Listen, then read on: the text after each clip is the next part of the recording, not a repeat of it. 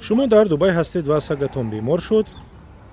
این تاکسی بی‌ملال به هر کنج شهر رسیده جانوری دوست داشته شما را به بیتار میرساند. راننده شویت به حتی که شب و روز سری چنبری ماشین است، سگ و گربه را به همراهی صاحبش هم تا جای ضروری میبرد.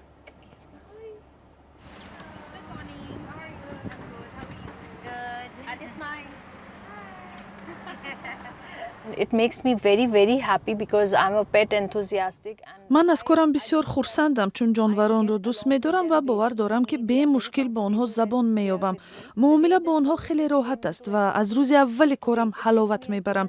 من به خود جانوران و صاحبانشان و هم بچه‌های شیرین آنها یاری a lot میکنم. of pet clients and their fur kids.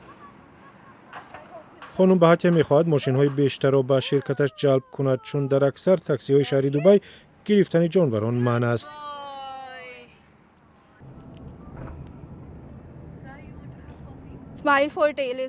شرکت خورسندی جانوران برای صاحبان بی‌ماشینشان و یا آنهایی که ناعلاجند خیلی کمک میکند و سگ و گربه ها را به هر جای ضروری میرساند.